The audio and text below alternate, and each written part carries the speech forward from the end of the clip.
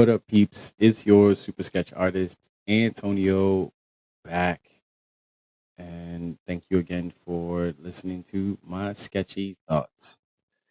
This episode is going to be called It's Clobbering Time.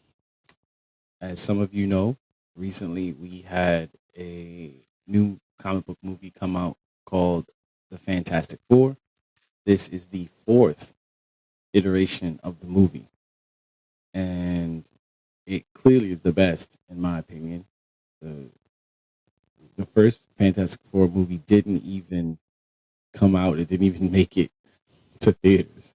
So there's an Easter egg in the movie where they're showing all these people that are thanking the Fantastic Four, and there's a group of four adults, and those four adults are the original cast of the first movie that never made it to film, like they never made it to theaters per se.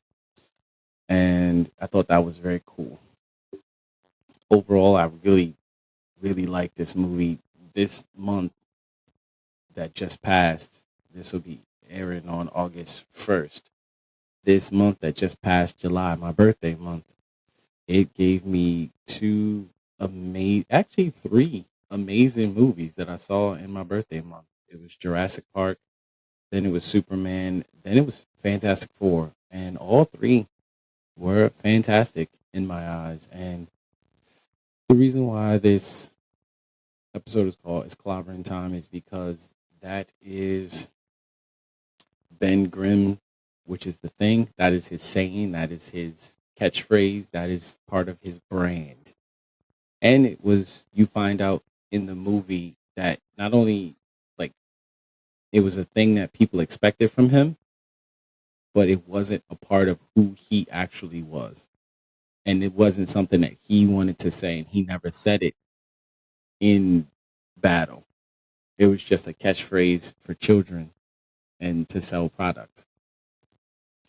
So first, I gotta talk about the Fantastic Four, just the movie, just a little bit. I did do a review, a spoiler-free review, and I'm gonna try to keep this as spoiler-free as I can, just for the people that still might not have seen it and still want to see it in the theaters. I say support all of the movies in the theaters. It is art. It's art. It's art. So support it. I know it's expensive out here, and the price of everything is so high. So I understand why people can't support it. But if you get the chance to, do so. Fantastic Four movie is so important in Marvel because it really is supposed to show the family dynamic more than anything, more than the Avengers movie. Because the Avengers movie, we get to see what people think is a family, but when the going kind of gets rough, they turn on each other, literally fighting each other. Civil War was them fighting each other. People who had saved the world with each other literally are fighting each other. And that's such a mirror to how our world is. Even in the Superman movie, we see everyone loving Superman. In the moment that the media says that, hey, this really, he's here to do this, everyone automatically just turns on him. Like, not even a little bit. Everyone's just, the people that just were like, get up, Superman, literally are like throwing cans and stuff at him. So the Fantastic Four was important because it was important to show what family actually looks like. And in our world, most of us have acquired family that is not our blood. And the Fantastic Four is a family that is not made out of all blood relatives. You have two people of the four that are actually blood related, and one of them is related by, or I guess three of them end up being related through marriage. But one of them, again, the thing, is not blood related, but is treated like a brother to Reed Richards, a brother to Johnny Storm, a brother to Sue Richards, and an uncle to Franklin. And, Valeria, whenever she comes around, that's their daughter, but that's a whole nother story. But that's the joy of life, is that the family that you came in with isn't the family you have to go out with. And sometimes, just sometimes, the family that you acquire and that you decide to have as an adult or as a person just going through life is the bonds that you build are even stronger with that family that you've acquired than the family that you are actually related to through blood. You know, they're saying that says blood is thicker than water. I don't know. Sometimes that water is pretty thick and it runs deep. And that's it. That's the important part. It's not about the thickness, but it's how deep is that water. And a lot of times that water will run deep. And that's what the Fantastic Four shows so eloquently, that people that you go through these things with, good, bad, or in between, are willing to fight Galactus for you. They're willing to fight anything for you. They're willing to lay down their lives to not only protect you, but to protect your offspring, to protect, your family, your actual blood. That's the joy of that. And I've acquired friends like that through my life. Just a few years back, I lost one of my friends that I've known since I was 15 years old. She had passed thanks to brain cancer. And I had another friend who was like my third dad, because my mom married when I was young. So I had a dad and a stepdad, and he had passed from cancer as well. And not only was he my friend, but he also treated me like I was his son. And I'm forever thankful for that, because him and his wife treated me like I was their blood. If I needed money, they would give it to me, or just give it to me. He used to always say, "Let me give you some walking around money." And I love that. I never heard that saying before, but he would say, "Oh, here, just hit some walking around money." And I love that, because neither one of the people that I actually called dad growing up ever said anything, or even just gave me money just to be like, "Here's son, here's just some money." I always had to earn it or do something for it, earn it in some kind of way. But he just was like, here's money just because. Um, and I've had people like my friend, her name was Adrian, who treated me like I was her brother. She she only had a sister, but we were like siblings. We like to just get together and laugh and enjoy and have time together. I'm the godfather to both of her sons. And again, that bond that we built is very much like a Fantastic Four, where we're very different, she and I, but we still come when we get together. It's like we grew up in the same household. And I'm saying all that to say, hold on to those relationships that you have in, your life, the ones that you encounter. Hold on to those people, especially now in today's day and age, where it seems that people are getting further and further away from just socializing with each other, and society is making us afraid of one another for various different reasons. Now is the best time to draw close to those that you actually love, that you actually care about, and they care about you too. I was talking to some friends, and um last week at brunch, and we were talking about how there's a plethora of men out there that have never heard "I love you" from their father. And my friend that was sitting right in front of me, he was looking around like trying to, he went calculating it, and he was like, "Yeah, I think I've never heard my father tell me that he loved me." And I'm sitting here like, "What? Huh?" Like it it boggles my mind that we still live in 2025, and that those three little words are not used every chance that you can. None of us know what tomorrow is going to bring. None of us know what even the end of this day is going to bring. So many times we've watched people on the news that have passed in the blink of an eye. Just a quick thing that happens. The car goes this way, another car goes that way. Someone slips, they fall. I had one of my sisters, like in art, that's an artist. She almost had she had a brain aneurysm in the middle of the night that could have taken her. And if it wasn't for her boyfriend, she would have passed away. And when I see situations like that, and when I have friends that I've lost, thanks to, things like cancer and just the different things that take people out, I do my best to live my life as best I can.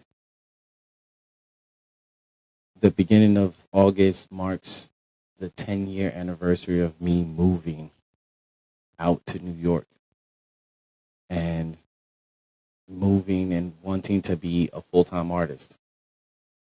And what that means to me is insane, because when I think about what I've, like, it's been 10 years and I didn't plan for it to be 10 years. I didn't plan for it to be 10 years. I actually planned for it to be 1 year. I planned for it to be 1 year. I told my family, like, oh, I'm going out there and I'm coming back. I'll be back. It's just, I'm going to go out there. I'm gonna meet and greet all the people. I'm gonna, do my Tony thing, and or my Antonio thing, because my stepdad used to say, no one in my family calls me Tony. I mean, no one in my family calls me Antonio. Everybody calls me Tony. And he used to say, you're Tony when you're home, but when you walk outside, you turn into Antonio. And I guess he really proved himself right, because, like, when I step outside, I'm on. So I was like, oh, I'm going to go to New York. I'm going to go to the galleries. I'm going to do all these things, and I'm going to meet all the people, and I'm going to build a foundation in New York, and then I'm going to move back to Maryland. And that did not happen. And it did not happen. And I'm thankful for the time that I've had out here. I'm thankful for the opportunity to still be a working artist. I literally have an event in the Bronx tomorrow that I got to go to. I'm thankful for all those things, simply because when I first moved out here, I didn't have a plan. I did not have a plan at all. I just didn't have a plan.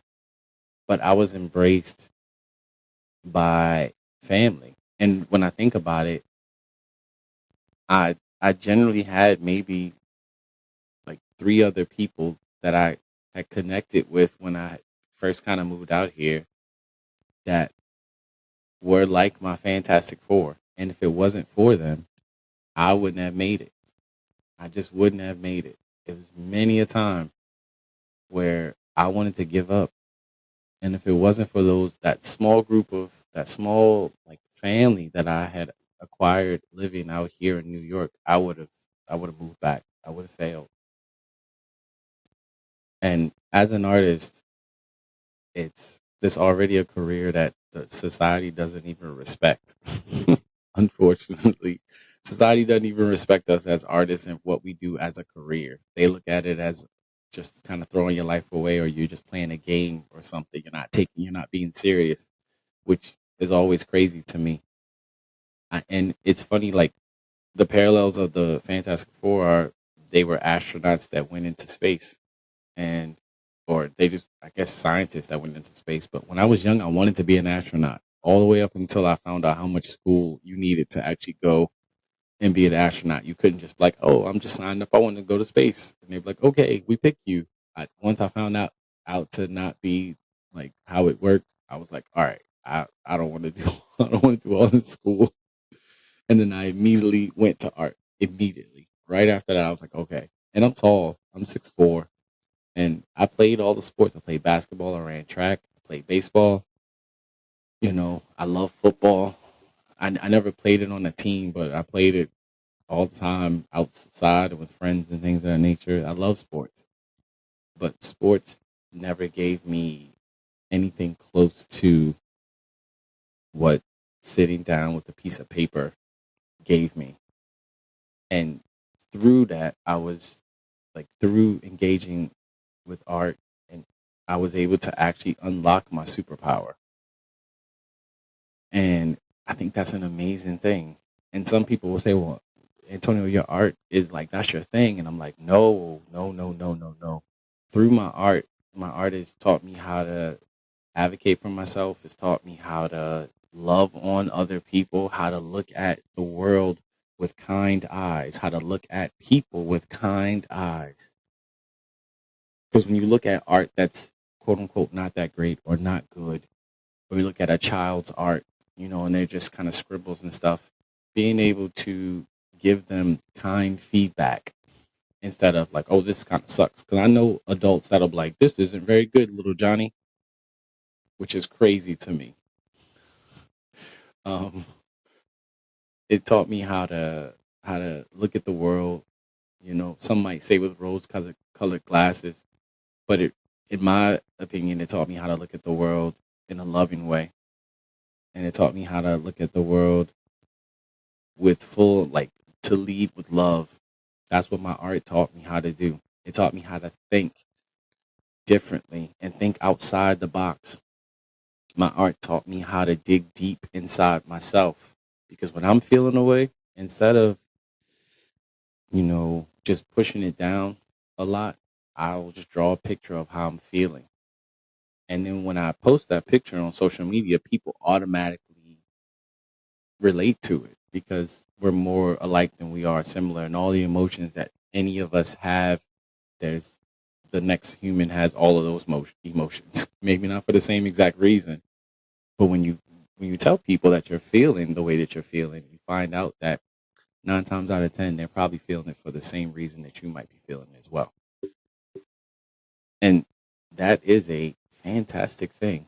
So I thank God for allowing me to unlock my superpower through my art.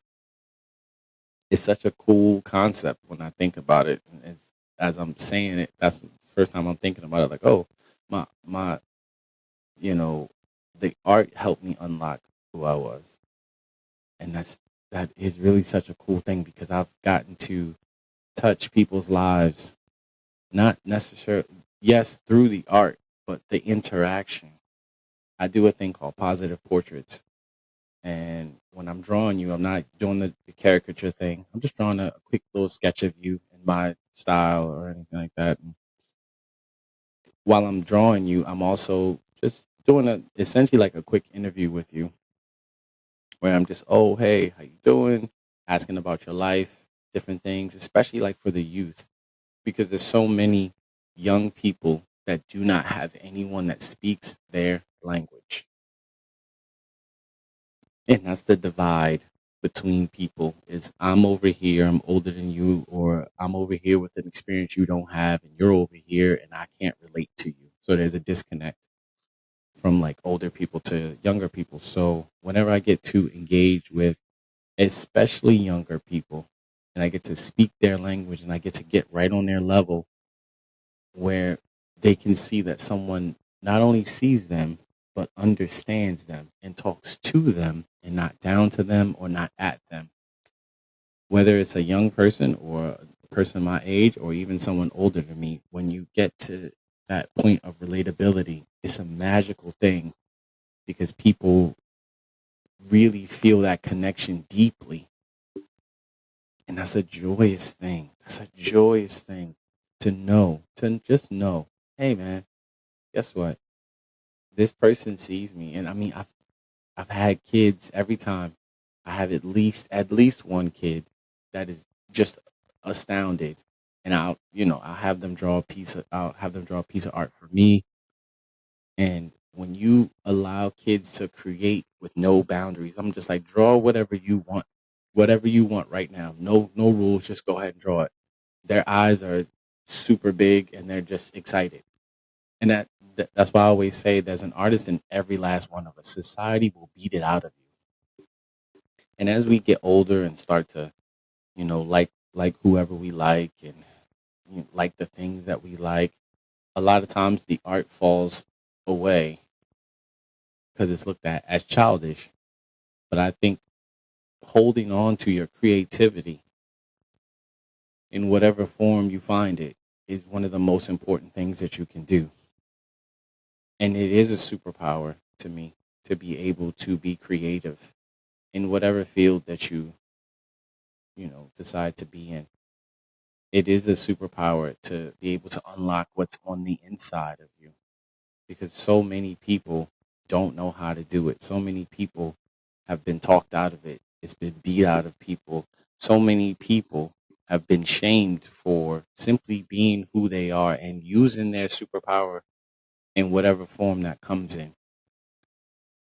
in the Marvel movies, we're about to go into a realm where we're going to be seeing the X-Men. The X-Men specifically are that they were born with abilities, and the public hates them for that, which is the weirdest thing in the world. And you can see the contrast with people and artists. You can see that contrast in the world where people look at artists like, "Oh, you're a weirdo. You dress this way. What do you mean you make music this way? Your furniture is this way." You can walk into some artist house and people look like they're in like some kind of museum or a zoo. They're like, "Wow, you got this stuff on the wall. This is your couch. Oh my gosh, like you live this way. Like this is, you know, it's crazy that again it's 2025 and we still put those stigmas on people and that we can't broaden our horizons.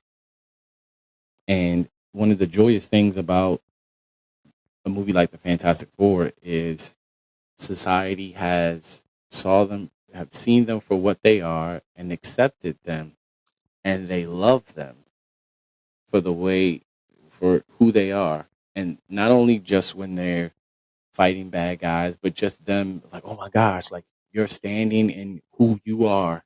Hey, the Thing, pick up this car.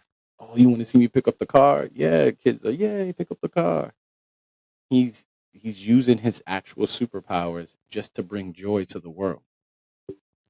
That's the best thing you can do. Sure, you can save the world from the bad guys and all that stuff, but in your day-to-day life, how are you using your actual powers? And the Fantastic Four movie showcases that in such a cool way. And that's one of the things I love about that movie is, yeah, yeah, yeah, yeah. I know that the big bad guy's over here, but on a regular Tuesday, how am I showing up? And being able to do that and do it effectively, man, that's great. That's great. I love it. I love, love, love, love, love, love, love, love, love it. I love it. And I love that the world around them trusts them to use their powers correctly. And even when the public is kind of, faced with a very big dilemma, they still trust them. They fall back to trusting them. And that shows me, say, like when the pandemic happened, it shows that people still love and need artists when it all comes down to it. Because when the world shut down, what did we need? We needed art. We needed entertainment is art, or better yet, art is entertainment, and that's what we needed to get us mentally through. We physically needed art to get us through because we couldn't physically go outside and interact with the people. So we had to use technology. We had to use people's art to be able to connect and reflect and just enjoy life from day to day. And that makes me happy.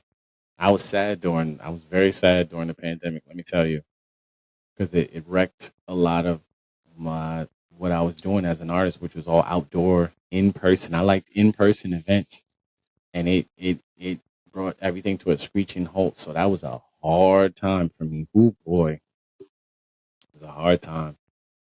But at the same time, I'm thankful that we've come out on the other side of it, and that I still get to be who I am.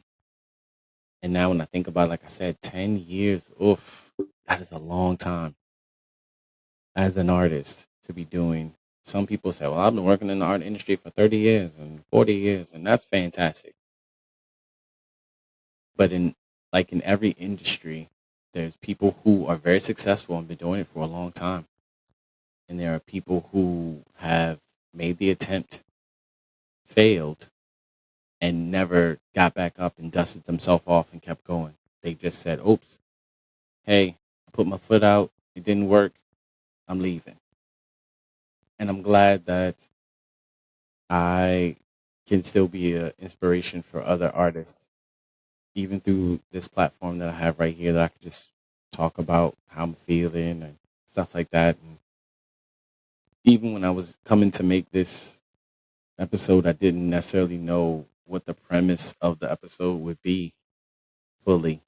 But as I'm talking, it's just coming out. I don't like to script things. I like to just kind of let it go off the cuff because that's what the premise of this show is. It's my sketchy thoughts. It's just, and when I'm sketching, I'm just I might draw 50 different things on one piece of paper. Trust me, I got the sketchbooks to prove it. I might draw 50 different things on one piece of paper.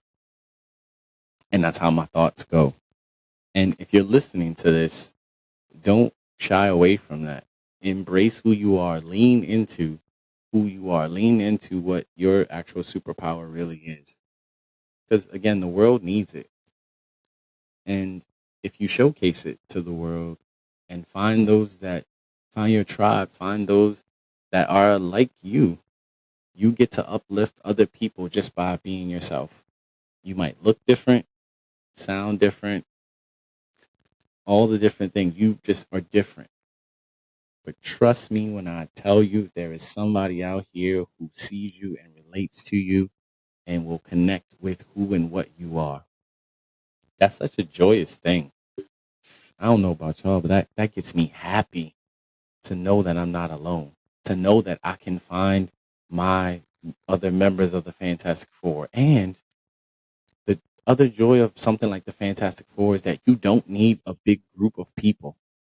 You don't need a whole cadre of people to take on the world and to save the world. You don't need like how it was in Avengers Endgame when it's like 20 different heroes, which was an amazing moment. But you don't need that. I just need three people to ride with me, and we'll take on Galactus. We'll take on something that can end the world together. We'll do it, just the four of us. That's amazing. That's an amazing thing. And when you get to find those people in real life, hold on to them, cherish them, tell them that you love them.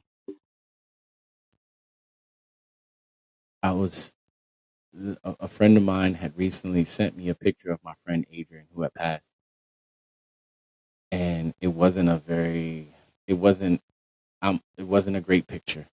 And I told her, don't send me anything like this ever again, please, because that's not how I want to remember my friend. I don't want to remember her that way. I want to remember her. She had vibrant red hair and always liked to smile and everything like that. And toward the end of her life, all of that had been stripped away from her because she was dying. And I told her, I said, nah, I don't want that. And I took a picture of Adrian before she had passed when I took care of her for like a week or so. And I erased it because I didn't even want that memory popping back up because it's such a sad time for me as somebody who's still living with the memory of her. I didn't want it. And when I think about my friend, his name is Tom, who had passed, I'm glad that we only took one picture together. And I'm glad that one picture is a picture of us both smiling. I'm bad at taking pictures because I'm always blinking when the flash goes. But in that picture that when we took, it was perfect. I'm so thankful. Shout out, shout out to his wife Becky for taking such a great picture because, man, it was a great picture. And I'm glad I didn't see him before he passed because that would have been seared in my brain. And I asked him to come let me see him before, and he said no.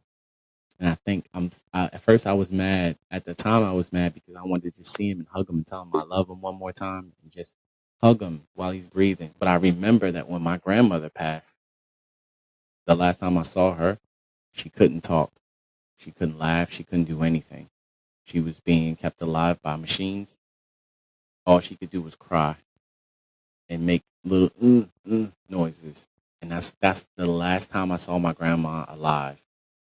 So I'm saying all this to say, when you have family, when you have friends, those that you love, that are important to you, if you're watching me right now, listening to me right now, go take a picture with them.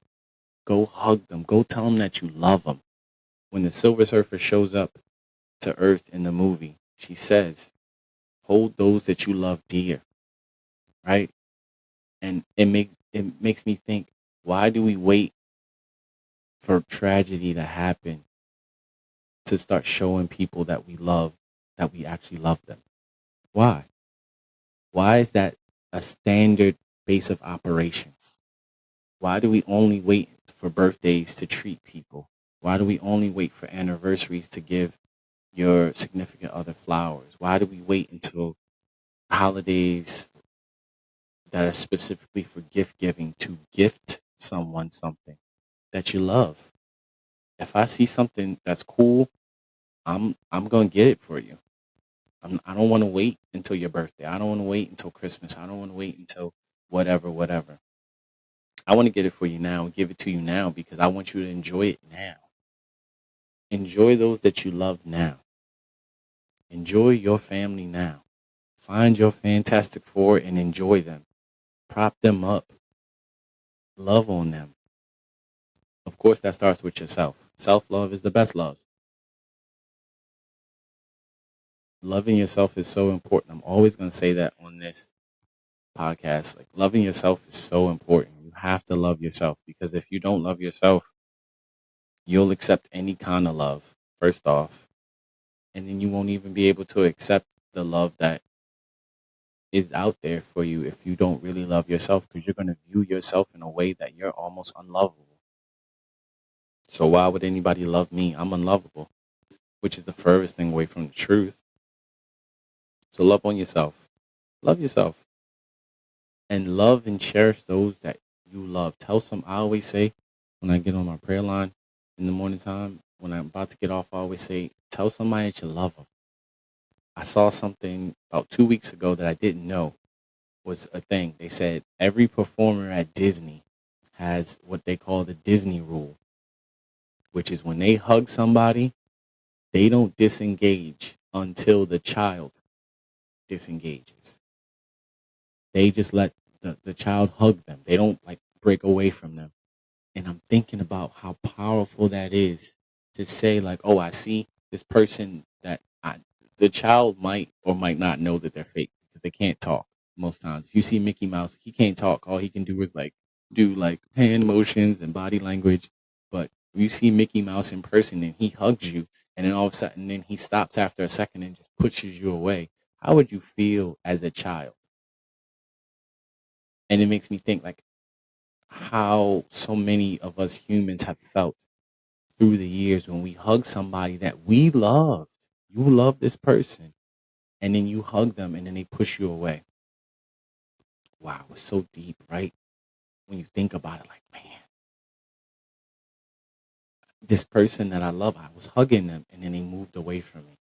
So I believe in the Disney rule. If I'm gonna hug you, I'm gonna hug you until you disengage. I'm a hugger.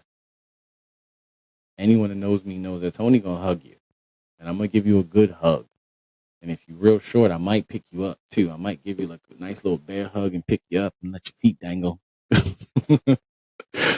But I'm a hugger. Hug somebody today. If you live in a house with somebody, tell somebody that you love them. Hug on somebody. Love on someone today. That includes yourself. Look yourself in the mirror and say, I love you. That's a powerful thing. Oh my gosh. When I first heard somebody tell me that, like look in the mirror and tell yourself that you love yourself, it seemed crazy to me. It seemed crazy. This seems like a crazy idea to look at yourself in the mirror and just be like, I love you. Or just give like the whole positive affirmation thing just seems crazy until you start doing it. Until you start believing it. Until you start seeing how you operate in the world and how it's different because you're doing these things to prop yourself up. So if you're doing that for yourself, think about how amazing it would be if you did it for someone else. To the point where somebody, their whole life might be saved by you just showing them love. Somebody's life can be changed by you showing them love. In the comic book space, the the biggest villain in comic books, the Joker, had one bad day. That's what his whole origin story was called, One Bad Day. And he just had one bad day and it sent him down a road to nothing but craziness and destruction. One bad day. And what would have changed if somebody during that bad day would have stopped him, hugged him, and told him that he loved and not let him go, but embraced him and showed love to him, you know, until he was ready to disengage. What would have happened if he would have been blanketed with love that day instead of turmoil and anguish? What would have happened? Oof. I mean, we wouldn't have the character, but there's so many people in the real world that lives have changed through one bad day. One bad day can send somebody down a spiral of bad decisions, bad life, just like horrible life choices. Something and so deep that they feel like they can't get out of it. But I'm here to tell you, if you are listening, you can get out of it. And it starts with loving yourself and finding people who will love you exactly where you are right now. Not saying that you have to stay where you are, but will love you exactly where you are right now. And regardless of what might have happened in the past, there is somebody, there are people, not just one, there are people that will love you exactly for who and what you are. Trust me when I tell you, there's a bunch of people, as a matter of fact, that will love you exactly where you are. Who you are, for what you are, what you have to offer is enough for the right people. You just have to find them and be open to receiving the love when they find you. Isn't that, isn't that just like, that's a cool thing? Because sometimes I've encountered people that I went out to the store and made a lifelong friend. I went out to the comic book shop and I ended up standing there for 3 hours talking to somebody I didn't even, I just went to the comic shop to read some comics, end up making a friend that I would know for the rest of my life. Who knows? But if you're open to the possibility of accepting the love that the world has for you, the possibilities are endless. They are endless. They can be fantastic. They can be fantastic. But you have to be open and you have to be ready to display who and what you are and live in your superpower, whatever that might be. It's not going to be the same for everybody. And that's the joy of this thing called life. You know, we just lost in July, we lost a bunch of famous people. One of them being um, Malcolm Jamal Warner, who was dyslexic. And when I found that out, and I found out what that is and what he did once he got off of the Cosby Show, it was just like, wow, he had so much more to offer than just his acting skills. Right? He was an artist, and his art was able to shine through in different avenues. When you look at someone like Ozzy Osbourne, wasn't the best singer in the world, wasn't the best writer in the world, wasn't the best live performer in the world. He just shared who and what he was, and it resonated with so many people to the point where when he had his reality show, I watched that thing religiously. I I I know Black Sabbath songs and stuff like that, like most people who grew up in my generation do, because you hear him on commercials and things of that nature. Everybody kind of knows what Ozzy Osbourne is, even if you don't listen to his music. But he shared who he was with the world, good, bad, and in between, and people embraced him for it. His wife and his family embraced him for it. Massive amount of fans embraced him for it and mourned him when he passed. So, you know, there was another famous person that had passed, but I'm not going to get into that because that's a whole podcast into itself. It's a whole podcast into itself. Maybe I'll call that episode "Don't Be a Scroll" or like "Secret Invasion." Oh, that's a good name, Secret Invasion. Secret Invasion. There's some scrolls hanging out with you right now, and they're going to change shape on you. And they might look like they're your friends, but you might turn into enemies at some point in time. It's a whole nother episode. Secret Invasion. I gotta write that down. Um, but that's the joy of finding your tribe is letting them love you figuring out what they do, and having them prop you up for what you do. It's a joyous thing. As an artist, sharing your work, sharing your what you love and who you love and all the different things that you might love. It's a joyous thing because now I can talk to people on the other side of the planet, right, about this thing that we both enjoy, this thing that we both love, and that is priceless to me. It's priceless. It's priceless. I have a person that I mentor, and he lives in India, and I'm able to give him, tidbits on art and to give him motivation to keep pushing. And he lives in India. We ain't even on the same time schedule. And if it wasn't the fact that I'm a vampire, because I'm up all hours of the night, we probably wouldn't even interact like the way that we do sometimes. But I'm thankful for that. So I'm saying all this to say, as an artist, make sure you are sharing who and what you do. Find your tribe. Go out there and find your fantastic four.